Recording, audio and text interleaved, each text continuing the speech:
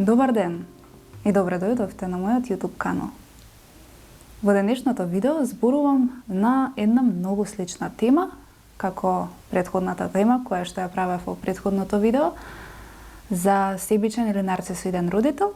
Доколку не сте го погледнале, погледнете го прво тоа видео за да знаете зашто зборувам во денешното видео. Денешното видео, како што можете да видите по самиот наслов, е за деца кои што се себични, односно нарцисоидни и се слични на овие родители кои што ги зборував во претходното видео. Кои се тие себични деца? Но пред да ги формираме и образложиме тие себични деца, да погледнеме малку од една духовна перспектива на нештата, затоа што ако ги земеме фактите од претходното видео, односно ако родителот бил себичен, бил ваков или онаков, тогаш апропо следствено следи и дека детето со таков родител станува себичен родител. Затоа што не може детето да излезе на крај, или може поинакво дете од онаков каков што е родителот. Но токму за ова зборувам и тука ќе образложам таа малку нејасна шема, затоа што често се јавува многу голема контрадикторност во ставовите и перцепциите на луѓето, затоа што имаме многу примери на деца кои што доаѓале од семејства кои што се навистина многу токсични, а излегле сосема спротивни од тие семејства. А тука и самиот одговор ни доаѓа затоа што на некој начин има причина, има духовна позадина зошто е тоа така, зошто некои деца всушност стануваат многу поразлични од своите родители. Па овие сознанија не водат кон две перцепции. Едната е дека навистина одредени родители создаваат и точно одредени деца, да кажем ако се себични родители знаат да создадат и себични деца, меѓутоа и не мора да значи. Понекогаш родителите создаваат деца, се однесуваат на ист начин како други родители кои што се однесуваат кон своите деца на ист начин како и овие, меѓутоа излегуваат на крај сосема две различни индивидуи. Како е тоа возможно? Прво, фактот е дека не можеме сите да бидеме, дури и да сме идентично растени, не можеме да бидеме исти на крајот. Меѓутоа, духовната точка која што стои тука е всушност фактот што нашата душа, која што доаѓа, односно пред да дојде на ова земско патување, прави свој личен духовен договор за искуствата кои што и се неопходно важни да ги помине на духовно ниво, за да може низ тие искуства да и кармички се прочисти, меѓутоа и да ги спознае на ниво на душа одредените лекции, сознанија, искуства кои што и се важни за еволуцијата на нејзината душа од една страна, но од друга страна и за да може таа еден ден која што е всушност индивидуална душа со своја мисија, целата оваа позадина која што ја искусува душата, човекот, за да знае да има сознанија во својата можеби професија ако работи, во својот мисионерски пат можеби кој што го оди, можеби е независно од институција и слично, значи нешто што ќе донесе лични искуства и сознанија кои што и се неопходни за да го пренесе на другите луѓе она што треба да го пренесе, затоа што нејзината или неговата душа во овој земски живот одбрала на некој начин да служи на човештвото, и тоа може да биде буквално во секоја област, без разлика дали е формална институција или неформален поединец кој што на некој начин ќе дава некаков придонес или знаење или искуства или решение за некој, можеби за некој проблем и така натаму. Но една работа е вистината, а тоа е дека сите души, сите деца кои што се на некој начин себични, се раѓаат во многу ниско свесни семејства. Зошто е тоа така? Затоа што не може едно дете до тој степен родителот да го направи себичен, иако може би се однесувал родителот себично кон своето дете или кон своите деца, сепак душата на детето има своја позадина која што носи искуство од претходните животи. И сега, например, еве, јас сум човек кој што е веќе возрасен и имам, да кажеме, 90 години. И јас сум достигнала одредено ниво на свесност и мојот живот по некое време завршил. Кога јас се реинкарнирам во ново човечко тело, јас мојата свест, која што сум си ја стекнала во претходниот живот, си ја пренесувам и во новиот живот. Тоа што значи? Тоа значи дека јас бирам идеални родители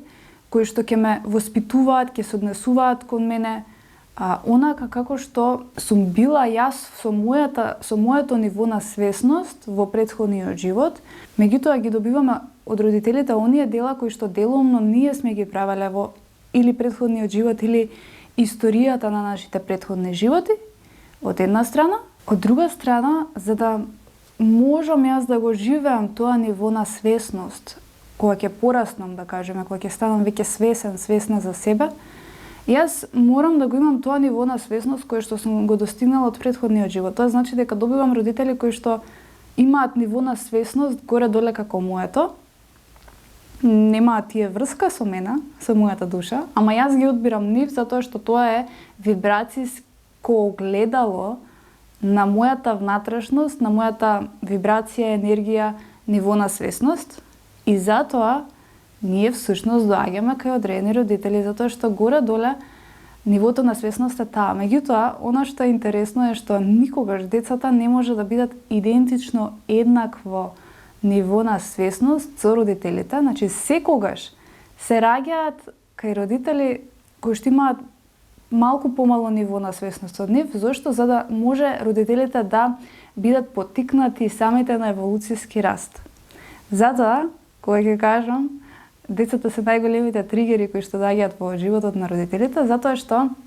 децата носат малку повисоко ниво на свесност, горе-доле, да кажеме, доаѓаат со една индивидуална личност, меѓутоа и повисоко ниво на свесност, затоа многу често се случува ние да ги знаеме нештата, родителите да се, да кажеме, постара генерација и каде што не разбираат и ние не можеме на крај да излеземе со нив. Тоа е затоа што ние секогаш како деца доаѓаме малку со повисоко ниво на свесност од нашите родители. Па затоа себични деца кои се кои што всушност биле себични деци во претходниот живот, односно себични луѓе, и затоа добиваат идеални родители и услови, каде што добиваат токсични најчесто релации, затоа што во семеен хармоничен дом се почитува личноста на другиот. И затоа кога сме се родиле во дисфункционални семејства, тоа значи дека ние имаме некои аспекти од нашата личност кои што бараат исцелување во тој поглед. Затоа кога имаме инстинктивен бес, агресија, кога родителите не разбираат, кога се нервираме, кога гледаме дека се прости или не сваќаат или не почитуваат, и кај нас се раѓаат едни емоции на бес, на агресија, на фрустрација, на жртва, зашто сум се паднал кај овие родители, така натаму. Меѓутоа, сето тоа кога би го разбрале од една духовна перспектива, па јас ги разбирам овие луѓе, не постигнале тоа и тоа во животот, останале на тоа ниво на свесност, можам да променам нешто, не можам да променам нешто, тоа е тоа. И сега или мојот избор или јас да паднам во искушение и себе жртва, дека мене животот сакал да ме упропасти со тоа што ме пуштил во ваков семеен дом. Меѓутоа има зошто, а тоа секој лично си го знае зошто точно се паѓа кај вакви родители, затоа што има доста големи слабости на кои што треба да работи. И тоа е единствената врска зошто ние се раѓаме во дисфункционални семејства и зошто одредени деца се себични, и кога би ја виделе нивната позадина на нивните семејни релации, всушност ќе видиме дека најчесто доаѓаат од дисфункционални семејства, и тоа кажува дека деломно да, родителите ги направиле такви, меѓутоа деломно и тие си носат своји корени од претходниот живот кои што си бараат исцелување. Сега, кои се тие себични деца кои што можеме да ги препознаеме во едно секојдневие или во одредено семејство, кои се тие конкретни примери на себични деца? Како први би ги ставила оние деца кои што се себични и неблагодарни, не само кон родителите, туку и воопшто кон животот, затоа што го имаат и постојано нешто бараат одново и се однесуваат многу лошо и катастрофално кон своите родители, без разлика какви да се нивните родители, сепак се однесуваат многу нечовечки, нехумано и агресивно, кој што всушност ги прави да бидат многу токсични кон своите родители и таа семејна атмосфера. Како второ би ги кажала оние деца кои што најчесто или живеат сами или се најчесто со цимери и гласно зборуваат, пијат, викаат, слушаат гласна музика, се дерат, имаат некои активности заеднички, журки и така натаму, кои што, да кажеме, ги афектираат останатите станари, комши и слично. Значи, ова се деца или студенти или млади луѓе кои што воопшто немаат свест да другиот и буквално го нарушуваат редот и мирот во едно општество, во едно мало. И ова често знам да го прочитам и видам затоа што, да кажеме, полицијата кај нас во нашата држава за жал не може ништо на вакви случаи и затоа и си зимаат за право затоа што си велат никој нема да не казни, никој нема ништо, ќе опомена ќе ни дојде можеби полиција, меѓутоа ништо не ни може и затоа и продолжуваат. Ова е таа себичност која што всушност ја живеат и се дека ја живеат, нема никогаш да отидат кон својот напредок и кон поубав живот, туку постојано ќе се реинкарнираат најчесто во вакви ситуации за да си ја научат својата лекција во својот живот, да го почитуваат другиот и мирот на другиот човек. Понатаму деца кои се постојано насочени кон купување облека, кои што постојано се незадоволни, сакаат ново и ново и ново, сакаат да бидат ин со светот, па постојано бараат пари од своите родители, се незадоволни, ако не им дадат, ги уценуваат, им префрлаат, се караат и така натаму. Тука исто спаѓаат и деца кои што крадат пари од своите родители. Имаме случаи каде децата потајно зимаат пари од своите родители или постојано им бараат пари за цигари или за наводно нешто што многу им е важно, а при тоа можеби купуваат марихуана и така. Понатаму деца кои што ги злоупотребуваат своите премногу добри и емпатични родители кои што навистина се кротки и мирни, меѓутоа упорно им ја вадат душата на некој начин со некои барања, со некои нивни потреби, со нивен хаотичен живот, со некои своји идеали, избори и така натаму, кои што на некој начин ги афектираат и ги злоупотребуваат овие родители. Исто така тука спаѓаат оние деца кои што веќе имаат собствен дом и фамилија, меѓутоа затоа што наводно заради брзиот начин на живот не можат да го организираат времето за готвење храна и ги злоупотребуваат своите родители дека мора да има готов ручек, а тие ќе поминат да го земат и постојано да бидат на некој начин во рамките на храната поддржани од родителите кои што на некој начин, иако тоа е во ред, понекогаш да се направи, меѓутоа да не се злоупотребува тоа да биде секоја недела. Тука исто така спаѓа и кога се злоупотребуваат родителите, односно бабите, дедовците за чување на своите деца, за да родителот може да има слободно време за себе. Најчесто се злоупотребуваат во рамките на тоа салони за убавина, излегување, премногу шминкање, дотерување, шетање и не знам таму што, каде што на некој начин децата се ставени во рацете на кај бабите и дедовците, меѓутоа тоа никогаш не може да ја замени потребната блискост и присутност кај детето, кое што му е важно всушност од родителите. Во една поригорозна смисла, тука спаѓаат и децата кои што ги вреѓаат вербално, критикуваат, можеби физичко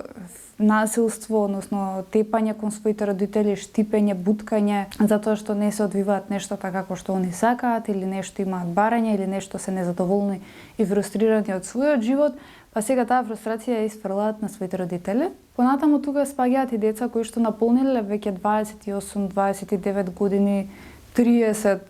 па нагоре да не зборуваме, кои што упорно земаат пари од своите родители, не преземаат одговорност да заработат пари, да најдат свое работно место, да вложуваат во себе, да прават некои промени за да може да го одведат својот живот кон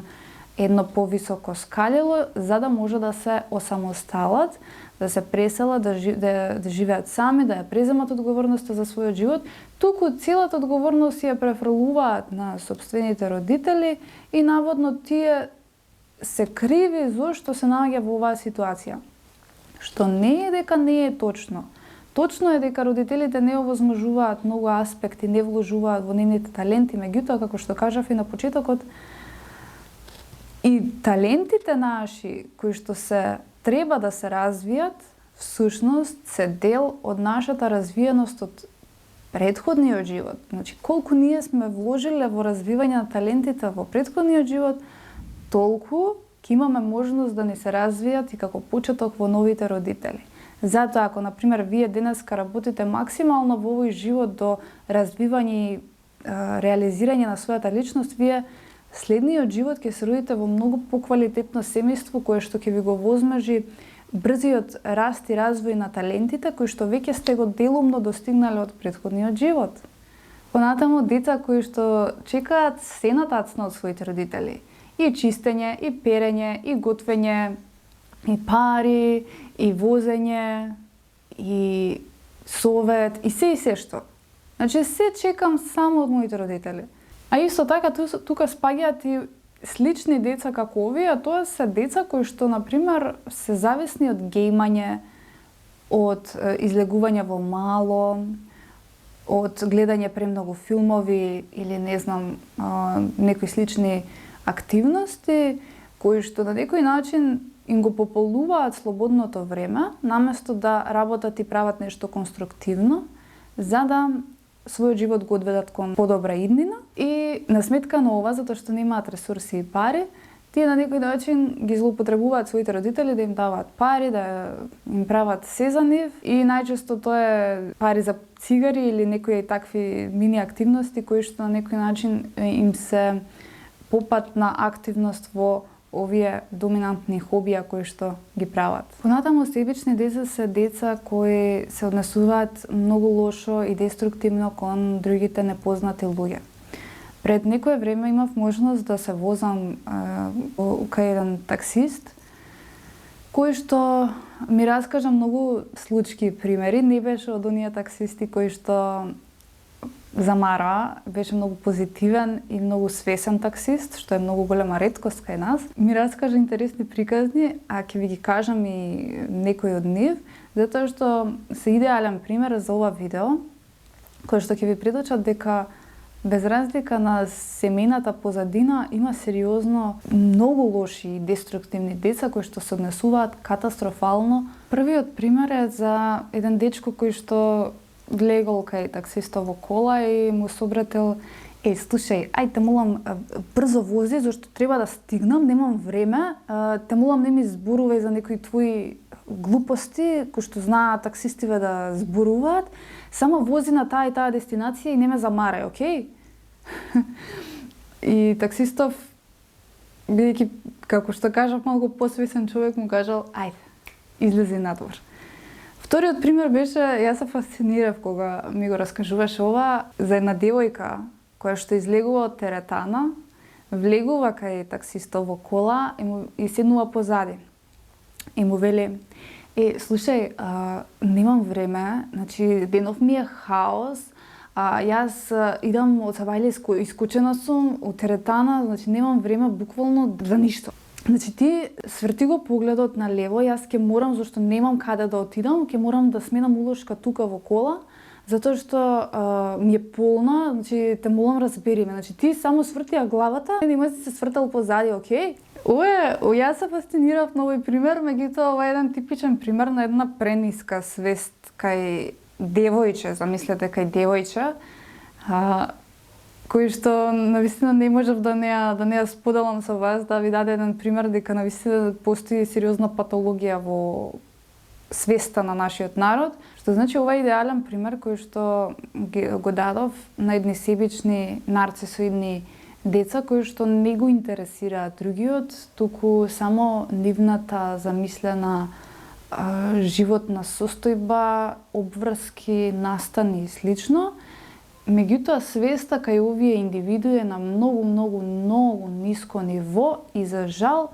добрите луѓе, или да кажеме што се помирни, покултурни луѓе, најмногу може да го изадат од ваквите амбициозни, но ниско свесни луѓе, и затоа тука треба да се стремат овие индивидуи кои што се малку помирни, покултурни и повлечени, да стануваат малку по-силни во својата личност пред ваквите индивидуи. Исто така тука спаѓаат оние деца кои што се можеби сами живеат, разведени се, имаат свое дете, немаат никој околу себе, кои што бараат постојано внимание и не можат да ја преземат таа лична одговорност да бидат сами со себе малку самозадоволни и среќни и да не ги замараат толку другите луѓе. Значи и овде се работи за една себичност која што треба да биде освестена. И како последни, да кажеме, има сигурно уште многу, меѓутоа ќе ги ставам оние деца кои што се многу себични во однос на пријателите, кои што се однесуваат многу деструктивно, себично, само за своето време, само за својот живот. Мене како ми одговара, за тебе не ме интересира, ти треба да се прилагодиш на мене и тоа е тоа. Ако случајно ми кажеш нешто, тогаш јас ќе ти се налутам или ќе се однесувам или ќе се дистанцирам од тебе или ќе ти се развикам и на некој начин ова се нарцисоидни пријатели кои што ги злоупотребуваат луѓето околу себе само за да се вртат околу нивниот свет. Но она што е интересно е со сите овие примери е што спаѓаат во енергетски вампиризам. Тоа значи дека не те почитувам како човек, како личност, ти ја злоупотребувам твојата душа, твоето време, постоење, енергија и се она што постои кај тебе како вредност, за во моја индивидуална цел, мојот живот да се направи идеален и совршен, да ми биде мене окей, а за тебе не ме интересира. Значи, ова се типични примери на енергетски вампири кои што треба да подитно да ги пресечете од својот живот, зашто не може никогаш и да им ги објасните сите нешта, не може да го сватат тоа или да се променат, затоа што тоа се тие индивидуи со таков табиет кој што не може туку така лесно да се промени, освен ако не работат макотрпно, индивидуално на себе и на своите собствени сенки. Ете, ако некој се пронајде во овие типични деца, може тоа да се промени и подобро би било да работите на таа промена, затоа што сите овие дела кои што се прават, всушност само ве ставаат во еволутивна стагнација, да не напредувате во животот и постојано од живот во живот да се раѓате во слични околности. А кој сака да живее во слични околности како денес, како сега? Сите сакаат промена и поубав живот. Е, токму тоа е и кармата. Додека ти не се освестиш дека твоите дела не се баш добри, квалитетни и правиш постапки кои што прават штета на другиот, тогаш ти неизбежно ќе се соочуваш со искуства кои што на некој начин ќе те поттикнуваат да се промениш сами од себе, но и на страдање кое што е неизбежно во овој живот за да ги научиме собствените лекции. Сите родители и сите токсични минати животни искуства се на некој начин аларм на човекот да види каде во себе треба да ја исчисти калта која што си ја носи од живот во живот. Па ова нека биде едно такво поттикнувачко видео за секој од вас кој што се пронајде во овие точки. Јас ви благодарам, а ние се гледаме во следното видео.